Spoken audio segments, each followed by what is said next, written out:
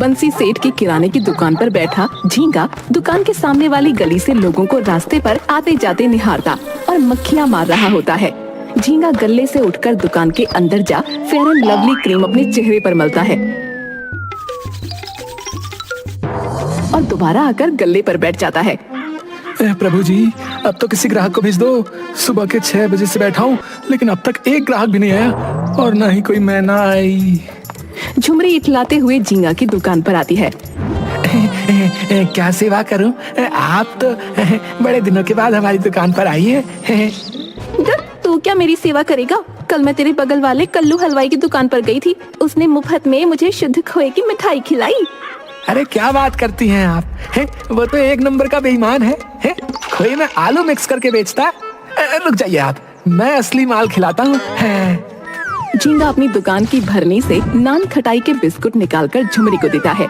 झुमरी स्वाद लेकर बिस्कुट बड़े चाव से खाती है और झींगा प्यार भरी निगाहों से उसे देखता रहता है। बिस्कुट अच्छे हैं। अच्छा चल बता, कितने पैसे हुए? और एक नहाने का अच्छा वाला साबुन भी दे दे।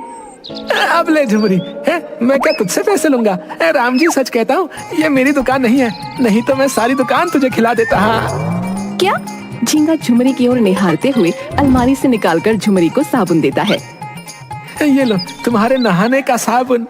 इस साबुन से नहाते ही तुम्हारा चेहरा टमाटर की तरह लाल लाल हो जाएगा। झींगा और झुमरी दोनों आंखों ही आंखों में नैन मटक्का कर रहे होते हैं।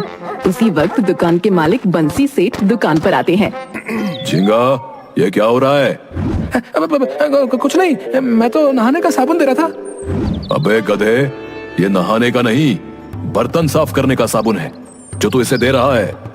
क्या कहा आपने? बर्तन साफ करने का साबुन? तुम मुझे बर्तन साफ करने का साबुन नहाने के लिए दे रहे थे? बंसी सेठ झींगा के हाथ से साबुन लेकर अलमारी में रखे हुए नहाने के साबुन से बदलकर झुमरी को देता है। ले बेटी, और जा, जब मैं रहूं तभी आया कर सामान लेने, नहीं तो ये गधा तुझे कुछ भी उल्टा सुल्टा सामान पकड़ा देगा। ठीक है चाचा, मैं चलती हूँ। बेटी पैसे? चाचा, ये झींगा तो बोल रहा था पैसे देने की जरूरत नहीं है। नहीं बेटी, पैसे तो देने होंगे, नहीं तो ये दुकान कैसे चलेगी। ठीक है चाचा, ये लो पैसे। झुमरी बंसी सेठ को 10 का नोट देती है और दुकान से चली जाती है। बंसी सेठ दुकान से झाड़ू लेकर झींगा के पास आता है। क्यों बे गधे की औलाद है? दुकान क्या तेरे बाप की है जो तू सबको फ्री में सामान बांट रहा है? मालिक, सबको कहा, सिर्फ झुमरी को फ्री में सामान दे रहा था। बाकी सबसे तो पूरे पैसे लेता हूँ मैं। अबे लगता है तू मेरी दुकान इस मोहल्ले से बंद करवाएगा, लेकिन मैं ऐसा नहीं होने दूंगा। रुक जा, तेरी खबर लेता हूँ, रुक। बंसी सेठ झींगा को झाड़ू से मारता है। फिर बंसी सेठ झाड़ू को एक कोने में फेंककर दुकान के गल्ले पर बैठ जाता है और गल्ले पर पड़ी कुछ रसीदों को उठाकर देखता है। अबे गधे, ये फेयर एंड लवली की क्रीम कब आई रे? दुकान में तो नजर नहीं आ रही है। मालिक, वो सारी बिक गई। अरे वाह, क्या बात है, एक ही हफ्ते में आधी दर्जन क्रीम इस मोहल्ले में बिक गई। वाह वाह वाह वाह। जी जी जी सेठ जी। बंसी सेठ झींगा के चेहरे की ओर बड़े गौर से देखता है। अरे झींगा, अभी कुछ दिन पहले तक तेरा चेहरा काले जिन की तरह लग रहा था, पर आज ये काफी चमक रहा है। ये कैसे हुआ? ये सब तो आप ही की वजह से हुआ है सेठ जी। ओह, अब समझा, क्रीम का इस्तेमाल यहाँ हो रहा है? बंसी सेठ दोबारा झाड़ू उठाकर झींगा की पिटाई करता है और झींगा खुद को बचाने के लिए वहाँ से भाग जाता है। दूसरी तरफ दुकान के बाहर कल्लू हलवाई, जो झुमरी को बहुत पसंद करता था। कहो झुमरी, ले लिया साबुन? वैसे तुम्हें साबुन की क्या जरूरत है? तुम तो ऐसे ही परी हो। तुम्हें राज की एक बात बताऊं? ये परी रात को 12 बजे उल्टे पैरों वाली चुड़ैल बन जाती है। अब ये बात कितनी सच है, ये देखने के लिए तो मुझे रात के 12 बजे तुम्हारे पास आना होगा। बोलो कब आ जाऊं? आज रात को आ जाऊं? अरे मेरी पूरी बात तो सुन लो। चुड़ैल बनने के बाद आसपास जो भी इंसान होता है ना, ये चुड़ैल उसे खा लेती है। तुम एक बार सेवा का मौका तो दो, मैं तो उसके लिए भी तैयार हूँ। लेकिन मुझे सड़ी हुई चीज पसंद नहीं, इसलिए तुम्हारा नंबर आज क्या कभी नहीं आएगा। गुस्से में अपने घर चली जाती है।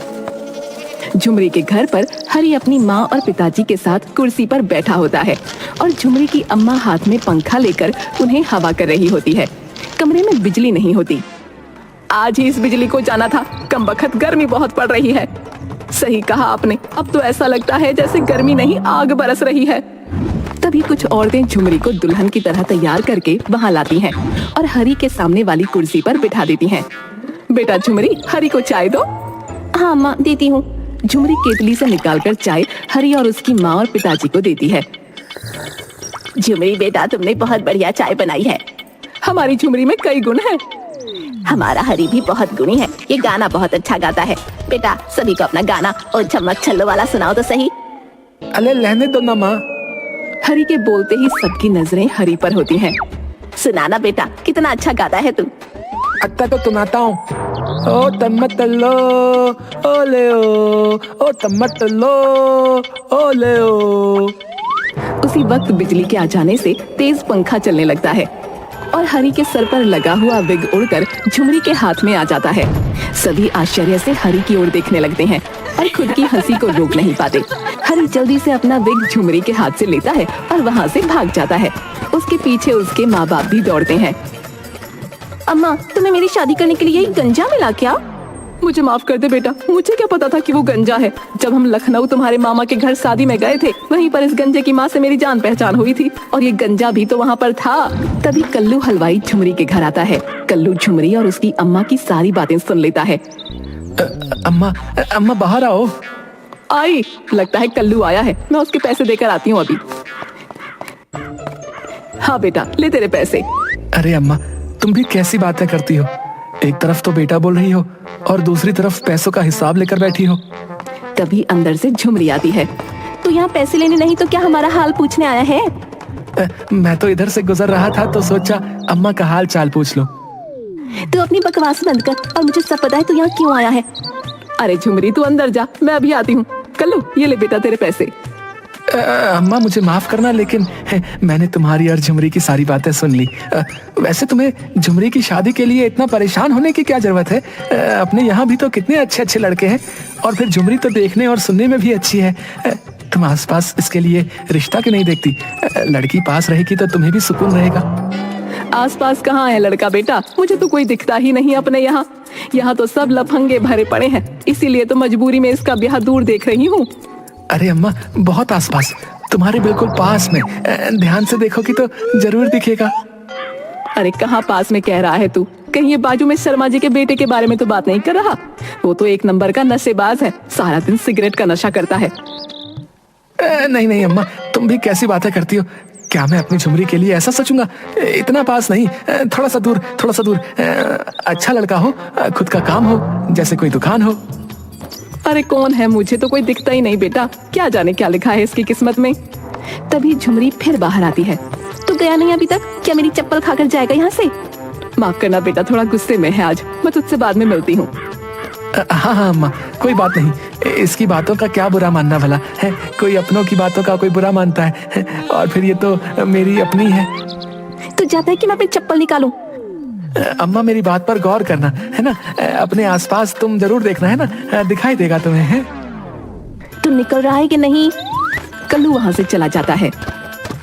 अरे तू क्यों उसको ऐसे गालियां देती है? कितना भला तो है बेचारा, आते जाते खैर खबर लेता है।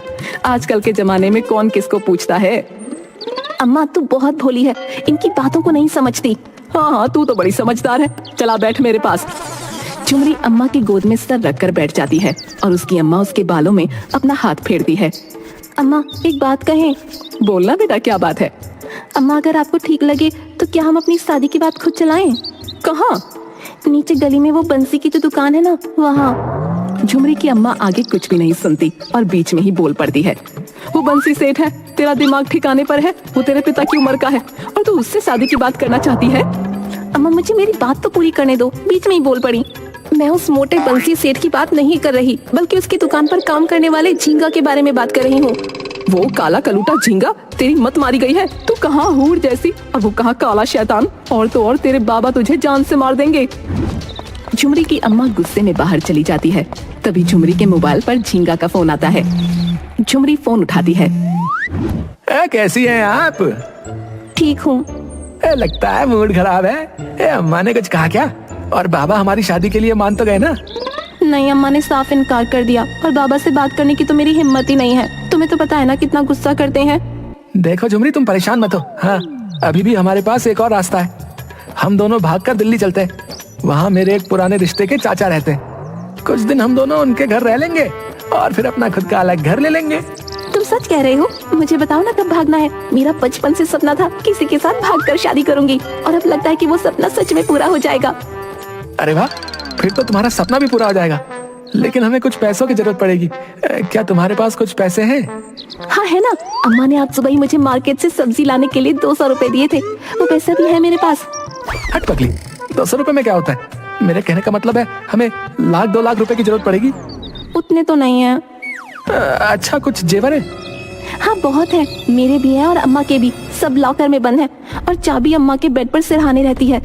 तो चाबी चुरा लो और सारे जेवर एक बैग में भरकर मुझे अपने घर के पीछे आज रात में मिलना। ठीक है। चलो अब फोन रखता हूँ, रात को मिलेंगे। रात के अंधेरे में झुमरी अपनी अम्मा और बाबा के कमरे में जाती है। अपनी अम्मा के तकिए के नीचे से चाबी लेकर तिजोरी से सारे जेवर बैग में भर के फिर कमरे से बाहर आ जाती है। अचानक झुमरी के बाबा की नींद खुल जाती है। अपने कमरे का दरवाजा खुला देखकर बाहर आते हैं। अंधेरे में झींगा कंबल ओढ़ झुमरी के घर के पास आता है। झुमरी के बाबा कमरे की खिड़की से बाहर देखते हैं और उनकी नजर गली में झींगा पर पड़ती है। वो घर के नीचे आते हैं, लेकिन उन्हें वहाँ कोई नहीं मिलता, क्योंकि झींगा और झुमरी दोनों घर के पीछे चले जाते हैं। कि क्या चोरों की तरह आए हो? है? तो क्या झुमरीन खान बन के आता है? लगता है तेरे अब्बा ने मुझे देख लिया है। जल्दी यहाँ से निकलना होगा। ला, जल्दी से ये जेवरों का थैला मुझे दे दे। नहीं, चलो पहले यहाँ से भागते हैं, फिर मैं तुम्हें आगे चलकर ये थैला दे दूंगी। अरे जितना कह रहा हूँ उतना कर। हाँ। तुम ये कैसी बातें कर रहे हो? झींगा अपनी जेब से चाकू निकालकर झुमरी की गर्दन पर रख देता है। चल, अब जल्दी से ये जेवरों का थैला मुझे दे दे, वरना ये चाकू तेरी गर्दन पर चल जाएगा और तू यहीं पर ढेर हो जाएगी। हे भगवान, तुम ये क्या कर रहे हो? मैंने तुम पर विश्वास किया था और तुम मुझे धोखा दे रहे थे। तुम्हें तो नरक में भी जगह नहीं मिलेगी। झुमरू जबरन झींगा के हाथ से चाकू छीन लेती है और झींगा के पिछवाड़े बम पर चाकू घोंप देती है। उसी वक्त गली की सारी लाइटें जल जाती हैं। चारों ओर से लोग झींगा को घेर कर झींगा की खूब पिटाई करते हैं। झुमरी के एक हाथ में थैला होता है और दूसरे हाथ में चाकू।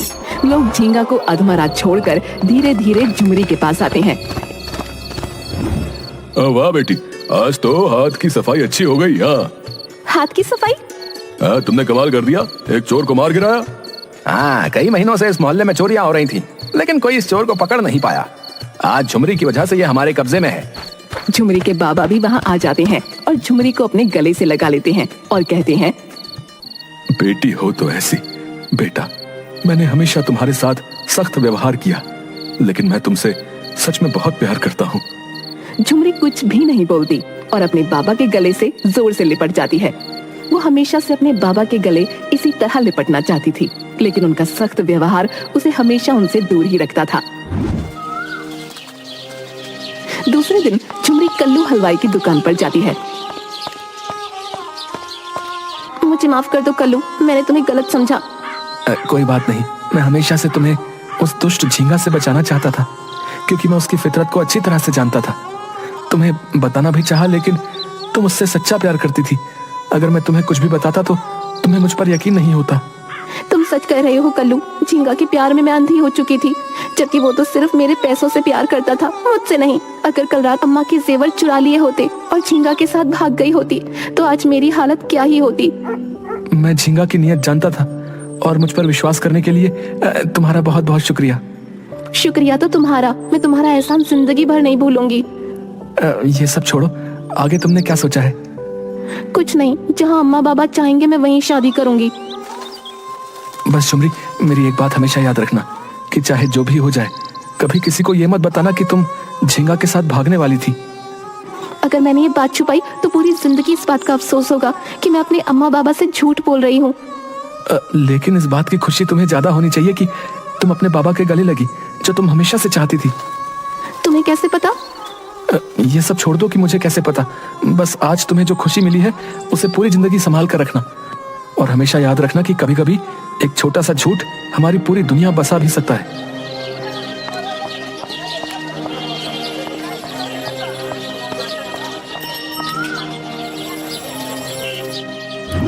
झुमरी के अम्मा बाबा ने झुमरी की शादी कल्लू हलवाई से कर दी और वो दोनों खुशी खुशी अपनी दुकान चलाते और झुमरी अपने अम्मा बाबा की नजरों के सामने ही